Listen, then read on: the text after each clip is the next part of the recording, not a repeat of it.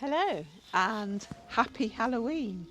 We thought we'd bring you out on a photo shoot somewhere really spooky. Unfortunately, I've lost Steve already because he wanted to run up here to get here while there was still a little bit of light. So I just hope he's here somewhere. I don't know whether you will have guessed or not, you probably can't see very well, but I'm stood at Freemantle Gate, the Godzilla end of the Appledurcombe estate. Freemantle Gate, we think, was built in around the 1770s, I think, when Richard Worsley, who was the owner here of the estate, he commissioned Capability Brown to redesign the parkland around Appledurcombe House. He wanted like a serpentine pathway leading down to the estate from here, which apparently was all the rage back in those days, if you were rich and very posh. And he wanted a new gateway to the park. It meant quite a few of his tenants had their cottages bulldozed for this new landscaping, but this magnificent gate was built, and I presume he was pretty pleased with it. I think James Wyatt was the architect, if I'm not wrong.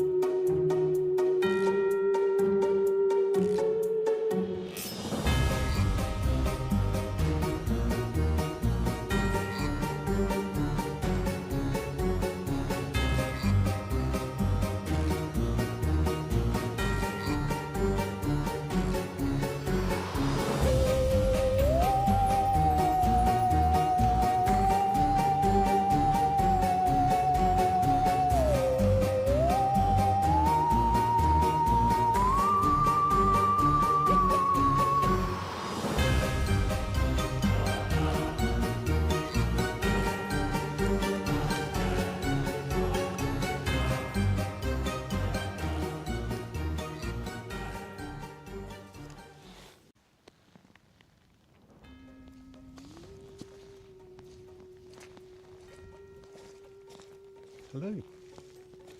You found me? Yeah, in the dark, looking very dark.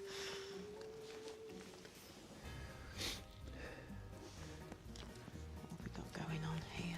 Well, at the moment I'm just trying to get a composition, which is always fun when you can't see what you're doing. So I'm using the puddle as a reflection, and then hopefully once we start light painting, we'll be able to see the reflection in the puddle as well. So we're going to be light painting. What's that then? Using a torch to literally paint light onto subjects when it's very, very dark, which might freak out the people staying in the cottage, but No more so than Lady Worsley's ghost. That's one of the reasons for staying there, I presume. Right. It's all very dark. Steve started light painting. Hopefully you can see that. He's trying to light up various parts of the gate, but trying to cover it all equally, I should think. I can hear him going through the gate. You can't see anything on the camera as yet. It's doing a long exposure, if I remember rightly.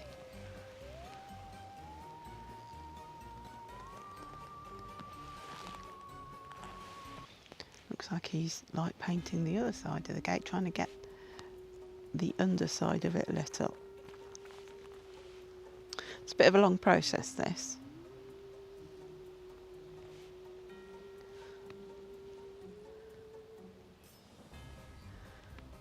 So it's a long time since we've been here to take any pictures. We walk along here quite a lot, but taking pictures, we haven't been up here for a while. Here he comes, back he comes. You're not going to be able to see him, but he's there. Boo. Boo.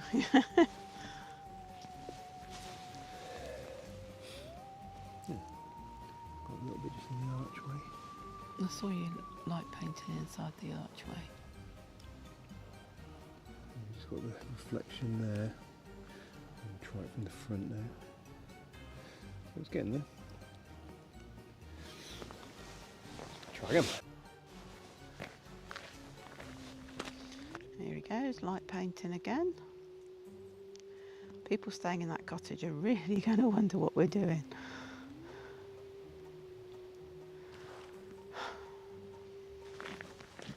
I can hear him coming back, I can't see him. Good thing I'm not spooked out by the dark. You there, Steve? Hello. You are there. Just fell into a big muddy puddle again. Again.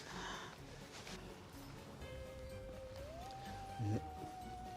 Do you think you've got anything? It's getting there. The thing with light painting is it's very hit and miss, and that's the beauty of digital photography. Is now we can actually see after the fact. Where I first did this for my A-level photography, and that was a long time ago before digital existed. So it's film, and used to have to use flash guns because we didn't have powerful enough lights.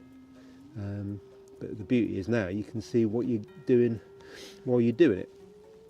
So I can see there I've got the reflection quite nicely, I've got the light on the arch quite nicely, I've got a bit on the trees. I could do with a bit more on the right hand side here. So I think one more and we might crack it. Let's give it another go.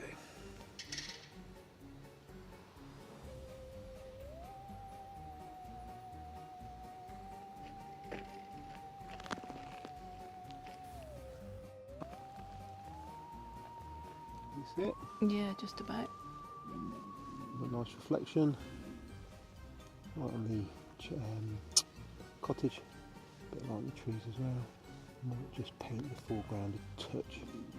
Is that a reflection you've got there as well? It's the reflection of the gate. So, yeah, pleased with that. One more for good luck. Okay, one more.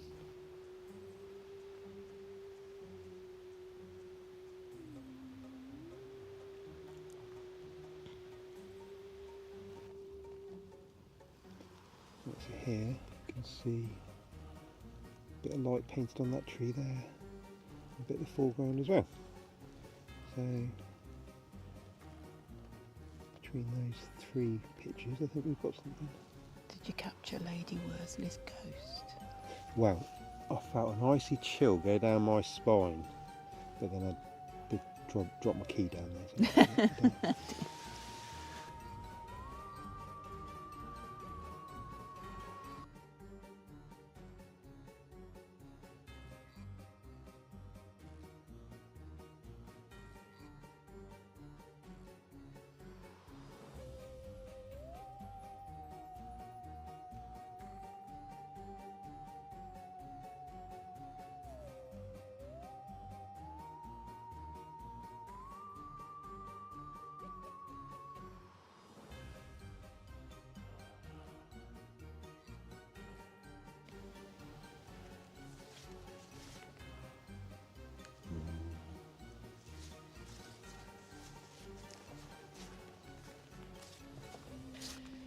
Well, it seems to be getting a little bit spookier here as the darker it gets.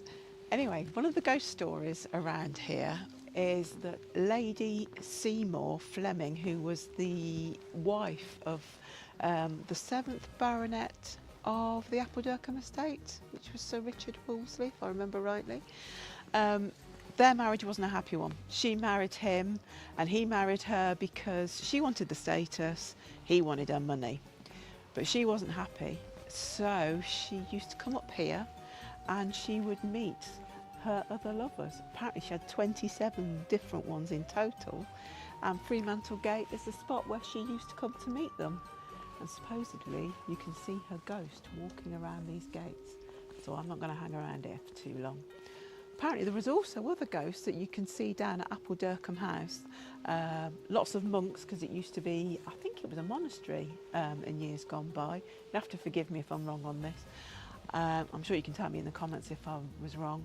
And apparently horse-drawn carriages, you can see them. But the monks apparently you can see walking down the staircase.